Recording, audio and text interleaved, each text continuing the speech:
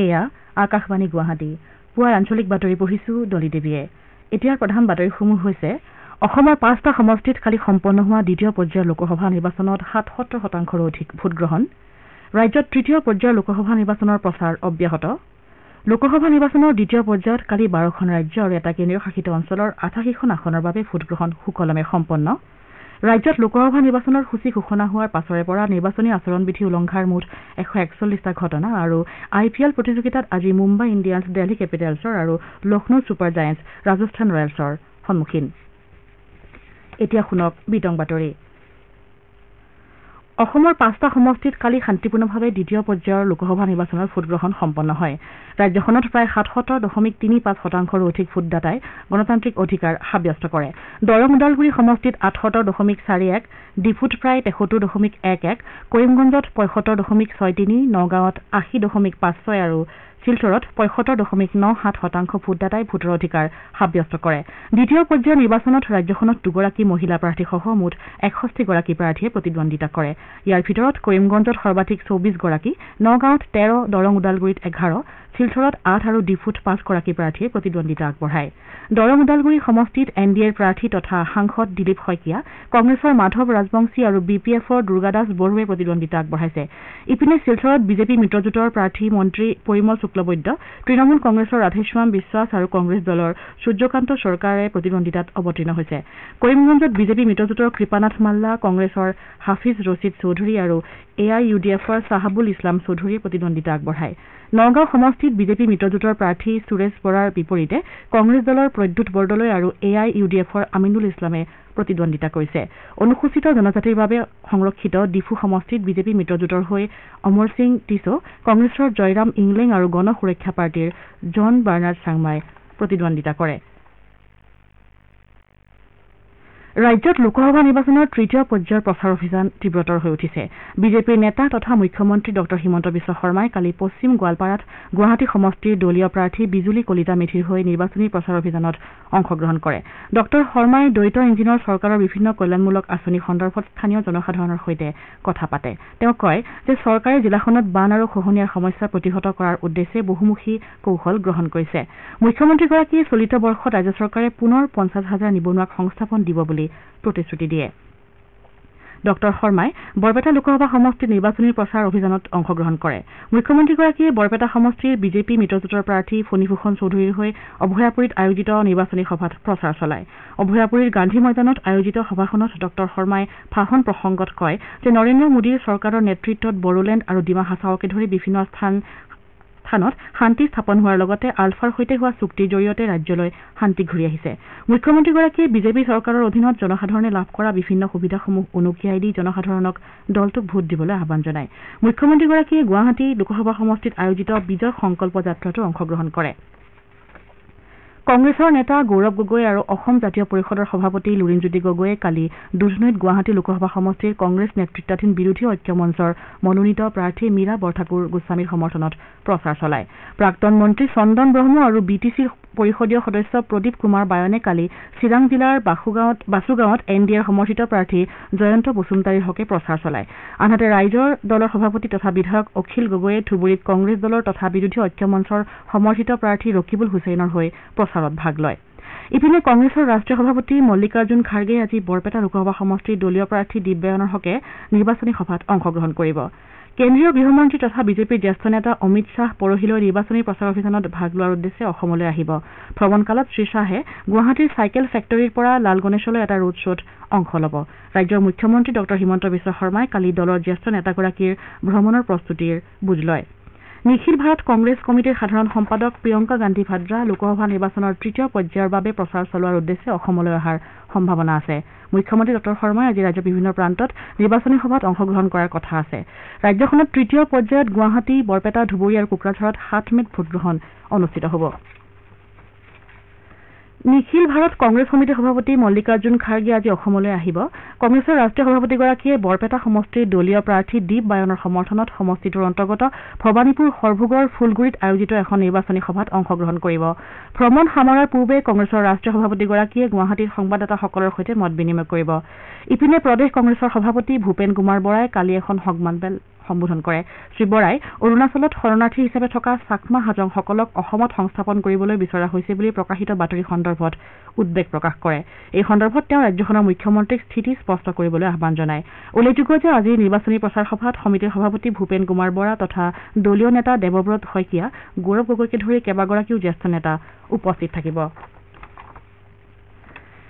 দেশৰ লোকসভা নিৰ্বাচনৰ দ্বিতীয় পৰ্যায়ৰ ভোটগ্ৰহণ কালি প্ৰায় শান্তিপূৰ্ণভাৱে সম্পূৰ্ণ হয় সমাজৰ সকলো শ্ৰেণীৰ লোকে প্ৰচণ্ড গ্ৰীষ্ম প্ৰবাহকো নেওচি ভোটগ্ৰহণত অংশগ্ৰহণ কৰে 13খন ৰাজ্য আৰু কেন্দ্ৰশাসিত অঞ্চলৰ 88টা সমষ্টি সামৰি হোৱা এই পৰ্যায়ৰ নিৰ্বাচনত সামগ্ৰিকভাৱে প্ৰায় 68.48% ভোটদান হয় এতিয়ালৈ লাভ কৰা তথ্য অনুসৰি দ্বিতীয় পৰ্যায়ৰ নিৰ্বাচনত ত্ৰিপুৰাত সৰ্বাধিক 79.66% ভোটদান হোৱাৰ বিপৰীতে উত্তৰ প্ৰদেশত সৰ্বনিম্ন 54.85% ভোটদান সম্পন্ন হৈছে এই পৰ্যায়ত প্ৰতিদ্বন্দ্বিতা আগবঢ়োৱা আগশাৰীৰ নেতাসকলৰ ভিতৰত কংগ্ৰেছৰ ৰাহুল গান্ধী চিপিআইৰ এনি ৰাজা কেন্দ্ৰীয় মন্ত্ৰী ৰাজীৱ চন্দ্ৰশেখৰ কংগ্ৰেছ নেতা শশী থাৰুৰ বিজেপিৰ তেজস্বী সূৰ্যা হেমা মালিনী অৰুণ গোভিল ওম বিৰলা কৰ্ণাটকৰ প্ৰাক্তন মুখ্যমন্ত্ৰী জেডিএছৰ এইচ ডি কুমাৰাস্বামী বিজেপিৰ দিলীপ শইকীয়া পৰিমল শুক্লবৈদ্য আৰু কংগ্ৰেছৰ প্ৰদ্যুৎ বৰদলৈ অন্যতম এই পৰ্যায়ত মুঠ 1202 গৰাকী প্ৰাৰ্থীয়ে প্ৰতিদ্বন্দ্বিতা আগবঢ়াইছে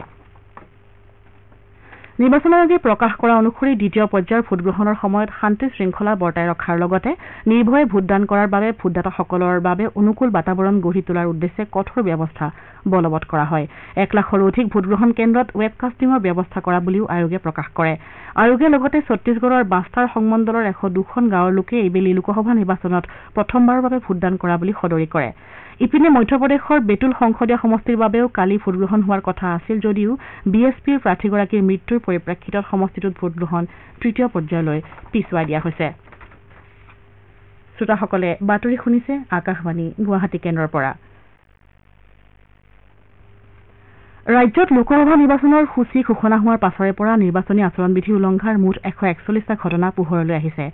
ৰাজ্যত মুখ্য নিৰ্বাচনী বিষয়াৰ কাৰ্যালয়ৰ তথ্য অনুসৰি পৰহি 9 বজালৈকে নিৰ্বাচনী আচৰণবিধি উলংঘনৰ 141টা অভিযোগ লাভ কৰা হৈছে ইয়াৰে 136টা অভিযোগ ইতিমধ্যে নিষ্পত্তি কৰা হৈছে আৰু 5টা অভিযোগ বিবেচনাধীন হৈ আছে নিৰ্বাচনী ব্যয় নিৰীক্ষণ প্ৰক্ৰিয়াৰ অংশ হিচাপে পৰহি 9 বজালৈ ৰাজ্যৰ বিভিন্ন প্ৰান্তত 175 কোটিতকৈ অধিক টকা মূল্যৰ সামগ্ৰী তথা নগদ ধন জব্দ কৰা হৈছে ইয়াৰ ভিতৰত 16 কোটি 60 লাখ টকা আৰু 25 কোটি 50 লাখ টকা মূল্যৰ সুৰা আছে ৰাজ্যত বৰ্তমানলৈকে 105 কোটি 50 লাখ টকা মূল্যৰ মাদক দ্ৰব্য আৰু 28 কোটি 10 লাখ টকাৰ মূল্যৱান ধাতু জব্দ কৰা হৈছে বুলি কাৰ্যালয়ৰ তথ্যত প্ৰকাশ পাইছে ইয়াৰ উপৰি যোৱা বৃহস্পতিবাৰৰ পুৱা 6 বজালৈকে আইন বলবৎকাৰী সংস্থাসমূহে 29টা অস্ত্ৰ আৰু 72টা কাৰ্টিজ জব্দ কৰিছে মণিপুৰত কালি চিআৰপিএফৰ দুজন জোৱানক সন্দেহযুক্ত সশস্ত্ৰ দুৰ্বৃত্তই গুলীয়াই হত্যা কৰে আৰক্ষী সূত্ৰই প্ৰকাশ কৰা অনুসৰি ৰাজ্যখনৰ বিষ্ণুপুৰ জিলাৰ মৈৰাং আৰক্ষী থানাৰ অন্তৰ্গত নৰনচেইনা গাঁৱত মাজনিশা 12:30 বজাৰ আশে-পাশে সংঘটিত হোৱা ঘটনাটোত এগৰাকী উপ পৰিদৰ্শক আৰু মুখ্য কনিষ্টবল নিহত হয় উল্লেখযোগ্য যে চিআৰপিএফৰ 128 নম্বৰ বেটেলিয়নৰ বি কোম্পানীৰ জোৱান কেইজনক সমীপৰ মেইটে গাঁওসমূহৰ সুৰক্ষাৰ বাবে মোতায়েন কৰা হৈছিল সমীপৰ পাহাৰৰ পৰা চলোৱা এই আক্ৰমণত জোৱান দুজন নিহত হোৱাৰ লগতে আন দুজন জোৱান আহত হোৱা বুলি আৰক্ষী সূত্ৰই প্ৰকাশ কৰিছে ঘটনা সন্দৰ্ভত অনুসন্ধান চলোৱাৰ উদ্দেশ্যে অতিৰিক্ত সুৰক্ষা বাহিনী মোতায়েন কৰা হৈছে তদুপৰি এই সন্দৰ্ভত এটা গোচৰ ৰুজু কৰা হৈছে লামডিং মণ্ডলৰ অধীনস্থ জাতিংগা লামপুৰ আৰু নিউ হাৰাংগাজাও ৰেল ষ্টেচনৰ মাজত এখন মালবাহী ৰেলগাড়ীৰ ইঞ্জিন ৰেলপথৰ পৰা বাগৰি পৰাৰ পৰিপ্ৰেক্ষিতত উত্তৰ পূব সীমান্ত ৰেলৱেৰ কেইখনমান ৰেলগাড়ীৰ চলাচলৰ ক্ষেত্ৰত সূচীৰ সালসলনি ঘটোৱা হৈছে ইয়াৰে কেইখনমান ৰেলগাড়ীৰ যাত্ৰা বাতিল আৰু আন কেইখনমানৰ আংশিকভাৱে বাতিল কৰাৰো সিদ্ধান্ত লোৱা বুলি এখন বিভাগীয় প্ৰেছ বিজ্ঞপ্তিত প্ৰকাশ কৰা হৈছে সেই অনুসৰি শিয়ালদহ আগৰতলা কাঞ্চনজংঘা এক্সপ্ৰেছৰ আজিৰ LTT আগৰতলা এক্সপ্ৰেছৰ কাইলৈৰ আৰু ফিৰোজপুৰ আগৰতলা এক্সপ্ৰেছ ৰেলগাড়ীখনৰ পৰহিলৈৰ নিৰ্ধাৰিত যাত্ৰা বাতিল কৰা হৈছে আনহাতে Humsafar express Rangiya Silchar express Silchar Guwahati express Dullabcherra Guwahati express Agartala Firozpur express Agartala Sealdah Kanchenjunga express Agartala LTT express ৰেলগাড়ীকেইখনৰ যাত্ৰাপথ সীমিত কৰাৰ ব্যৱস্থা গ্ৰহণ কৰা হৈছে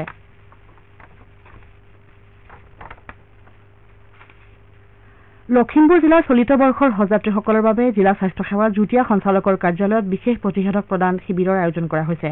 অহা সোমবাৰে দিনৰ 11 বজাৰ পৰা হ'বলগীয়া এই বিশেষ শিবিৰত হজযাত্ৰীসকলক অৰেল পলিঅ', QMMV, SIV-কে ধৰি বিভিন্ন ৰোগৰ প্ৰতিৰোধক প্ৰদান কৰা হ'ব। জিলা স্বাস্থ্য বিভাগে ইতিমধ্যে ইয়াৰ বাবে যাৱতীয় প্ৰস্তুতি সম্পূৰ্ণ কৰি তুলিছে। উল্লেখযোগ্য যে অসম, মেঘালয়, নাগালেণ্ডকে ধৰি কেইবাখনো ৰাজ্যৰ যুটীয়া ৰাজ্যিক হজ কমিটিয়ে লখিমপুৰকে ধৰি আন আন জিলা প্ৰশাসনসমূহলৈ এই সন্দৰ্ভত পত্ৰ প্ৰেৰণ কৰিছে।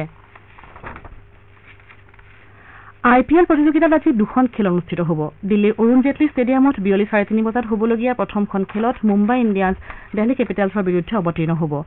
আনহাতে সন্ধিয়া 7:30 বজাত লক্ষ্ণৌৰ একানা ষ্টেডিয়ামত হ'বলগীয়া দ্বিতীয়খন খেলত লক্ষ্ণৌ ছুপাৰ জায়েণ্টছ সম্প্ৰতি প্ৰতিযোগিতাৰ পইণ্ট তালিকাৰ শীৰ্ষত থকা ৰাজস্থান ৰয়েলছৰ সন্মুখীন হ'ব। ইপিনে পাঞ্জাৱ কিংছে যোৱা নিশা কলকাতাৰ ইডেন গাৰ্ডেন্ছত অনুষ্ঠিত প্ৰতিযোগিতাৰ এখন খেলত কলকাতা নাইট ৰাইডাৰ্ছক 8 উইকেটত পৰাস্ত কৰে। পাঞ্জাৱ কিংছে 262 ৰানৰ বিজয় লক্ষ্যৰে খেল আৰম্ভ কৰি 18 অভাৰ আৰু 4টা বলত 2টা উইকেট হেৰুৱাই নিৰ্ধাৰিত লক্ষ্যত উপনীত হয়। পাঞ্জাৱৰ হৈ জনি বেয়াৰষ্টই 108 ৰান কৰি আউট নোহোৱাকৈ থাকে। শশাংক সিঙে 68 ৰানৰ বৰঙণি আগবঢ়ায়। ইয়াৰ পূৰ্বে কলকাতা নাইট ৰাইডাৰ্ছে প্ৰথমে বেট ধৰাৰ আমন্ত্ৰণ লাভ কৰি নিৰ্ধাৰিত 20 অভাৰত 6টা উইকেটৰ বিনিময়ত 261 ৰান সংগ্ৰহ কৰে। কলকাতাৰ হৈ ফিলিপ ছল্টে 75 ৰান কৰাৰ বিপৰীতে সুনীল নাৰায়ণে 71 ৰানৰ বৰঙণি আগবঢ়ায়। পাঞ্জাৱৰ হৈ অৰ্শদীপ সিঙে 2টা উইকেট দখল কৰে। জনি বেয়াৰষ্টক প্লেয়াৰ অব দ্য মেচ হিচাপে ঘোষণা কৰা হয়। এতিয়া শুনক আজি গুৱাহাটীৰ পৰা প্ৰকাশিত কেইখনমান আগশাৰীৰ বাতৰি কাকতত প্ৰথম পৃষ্ঠাত প্ৰকাশিত বাতৰিত চমু অৱলোকন আগবঢ়াইছে পৱন কুমাৰ বৰাই। কালি দেশত অনুষ্ঠিত হোৱা দ্বিতীয় পৰ্যায়ৰ নিৰ্বাচনৰ বাতৰি গুৱাহাটীৰ পৰা প্ৰকাশিত প্ৰতিখন বাতৰি কাকতে প্ৰকাশ কৰিছে। দৈনিক অসম কাকতে ৰাজ্যত দ্বিতীয় পৰ্যায়ত 77.35% ভোটদান শিৰোনামেৰে বাতৰিটো প্ৰকাশ কৰিছে। অসমত সামান্য বিসংগতি বেমেজালিৰ মাজেদি শান্তিপূৰ্ণভাৱে অনুষ্ঠিত নিৰ্বাচনৰ যোগেদি 61গৰাকী প্ৰাৰ্থীৰ ভাগ্য EVM-ত বন্দী হোৱাৰ বাতৰি কাকতখনে বিস্তাৰিতভাৱে প্ৰকাশ কৰিছে। IPL যোৱাৰ মাষ্টাৰ মাইণ্ড বিকাশ বেৰিয়াক তিনিচুকীয়াত গ্ৰেপ্তাৰৰ বাতৰি অসমীয়া প্ৰতিদিন কাকতে প্ৰথম পৃষ্ঠাত স্থান দিছে। বেৰিয়াৰ পৰা আৰক্ষীয়ে 10 লাখ টকা জব্দ কৰাৰ লগতে ভাতৃ নীতিন বেৰিয়া পলাতক হৈ থকাৰ কথা গুৰুত্ব সহকাৰে কাকতখনে প্ৰকাশ কৰিছে। ভোটাধিকাৰ সাব্যস্ত কৰি দলীয় নেতৃত্বৰ বিৰুদ্ধে প্ৰাক্তন সাংসদ ৰাজেন গোহাঁই ক্ষোভ প্ৰকাশৰ বাতৰি দৈনিক জনমভূমি কাকতে প্ৰকাশ কৰিছে। সমান্তৰালকৈ ৰাজেন গোহাঁই প্ৰত্যুত্তৰত মুখ্যমন্ত্ৰী হিমন্ত বিশ্ব শৰ্মাই দিয়া মন্তব্যৰ বাতৰিও কাকতখনে বিস্তাৰিতভাৱে প্ৰকাশ কৰিছে। বিহাৰৰ পৰা নৱশৰণীয়া নিৰ্বাচন খেলিবলৈ সাজু হোৱাৰ বাতৰিটো অসমীয়া খবৰ কাকতে প্ৰথম পৃষ্ঠাত স্থান দিছে। তৃতীয় পৰ্যায়ৰ নিৰ্বাচন শেষ হোৱাৰ লগে লগে বিহাৰলৈ গৈ নৱশৰণীয়াই প্ৰচাৰ চলাব বুলি কাকতখনে উল্লেখ কৰিছে। প্ৰতিটো ভোটগ্ৰহণ কেন্দ্ৰত EVM-ৰ ফলাফলৰ সৈতে VVPATৰ কাগজ মিলাই চোৱাৰ বাবে বিৰোধীৰ আবেদন উচ্চতম ন্যায়ালয়ে খাৰিজ কৰা বাতৰিটো দৈনিক অগ্ৰদূত কাকতে প্ৰকাশ কৰিছে। নিয়মীয়া বাৰ্তা কাকতখনে জুবিন গাৰ্গৰ মন্তব্য কেন্দ্ৰিক বিতৰ্কৰ বাতৰি প্ৰথম পৃষ্ঠাত প্ৰকাশ কৰিছে। অসম সত্ৰ মহাসভাই মাজুলী জিলা সম্পাদকক অব্যাহতি দিয়াৰ খবৰ কাকতখনে বিস্তৃতভাৱে প্ৰকাশ কৰিছে। দেশৰ ভিতৰতে সৰ্বাধিক বন ধ্বংস হৈছে অসমত। এই শিৰোনামেৰে এটা বাতৰি আমাৰ অসম কাকতে প্ৰথম পৃষ্ঠাত স্থান দিছে। গ্ল'বেল ফৰেষ্ট ৱাটছৰ সমীক্ষাত এই তথ্য প্ৰকাশ কৰিছে বুলি কাকতখনে উল্লেখ কৰিছে। দিল্লী উচ্চ ন্যায়ালয়ে সংযুক্ত প্ৰতিৰক্ষা সেৱা পৰীক্ষাৰ যোগেদি 8 সপ্তাহৰ ভিতৰত ভাৰতীয় সেনা বাহিনীত মহিলাক নিযুক্তি দিবলৈ প্ৰতিৰক্ষা মন্ত্ৰালয়ক নিৰ্দেশ দিয়া বাতৰি দ্য চেণ্টিনেল কাকতে প্ৰকাশ কৰিছে। 2025-26 শিক্ষাবৰ্ষৰ পৰা বছৰত দুবাৰকৈ পৰীক্ষা অনুষ্ঠিত কৰিবলৈ CBSE কেন্দ্ৰীয় শিক্ষা মন্ত্ৰালয়ে প্ৰস্তুতি চলাবলৈ নিৰ্দেশ দিয়া বাতৰি দ্য আছাম ট্ৰিবিউন কাকতে প্ৰথম পৃষ্ঠাত প্ৰকাশ কৰিছে। আজি প্ৰকাশিত অন্যান্য বাতৰিৰ ভিতৰত আছে APSC কেলেংকাৰীত অভিযুক্ত হ'ব APS সুকন্যা দাস, ভোটাৰক ধন বিলাই বটদ্ৰৱাত আটক 3 কংগ্ৰেছী নেতা, 1 মে'ৰ পৰা কাজিৰঙাত বন্ধ এলিফেণ্ট ছাফাৰী, 16 মে'ৰ পৰা বন্ধ জীপ ছাফাৰী ইত্যাদি। এয়াই আছিল আজি গুৱাহাটীৰ পৰা প্ৰকাশিত বাতৰি কাকতসমূহৰ প্ৰথম পৃষ্ঠাৰ বাতৰিৰ চমু অৱলোকন। ধন্যবাদ পৱন কুমাৰ বৰা। আগবাঢ়িছো পৰৱৰ্তী বাতৰিলৈ। ভাৰতীয় বতৰ বিজ্ঞান বিভাগে অসম, মেঘালয়, ত্ৰিপুৰা, তামিলনাডু, কেৰালা, কৰ্ণাটকৰ উপকূল ভাগ, পুডুচেৰী আৰু কৰাইকলত কাইলৈ পৰ্যন্ত বিজুলী ঢেৰেকনিৰে বৰষুণ হ'ব পাৰে বুলি আগলি বতৰা দিছে। বিভাগে লগতে মধ্য ভাৰতত কাইলৈ পৰ্যন্ত আৰু উত্তৰ পশ্চিম ভাৰতত দেওবাৰ পৰ্যন্ত বৰষুণ হ'ব পাৰে বুলি প্ৰকাশ কৰিছে। শেষত প্ৰধান বাতৰিসমূহ আকৌ এবাৰ। অসমৰ 5টা সমষ্টিত কালি সম্পন্ন হোৱা দ্বিতীয় পৰ্যায়ৰ লোকসভা নিৰ্বাচনত 77%ৰো অধিক ভোটগ্ৰহণ। ৰাজ্যত তৃতীয় পৰ্যায়ৰ লোকসভা নিৰ্বাচনৰ প্ৰচাৰ অব্যাহত। লোকসভা নিৰ্বাচনৰ দ্বিতীয় পৰ্যায়ত কালি 12খন ৰাজ্য আৰু এটা কেন্দ্ৰীয় শাসিত অঞ্চলৰ 88খন আসনৰ বাবে ভোটগ্ৰহণ সুকলমে সম্পন্ন।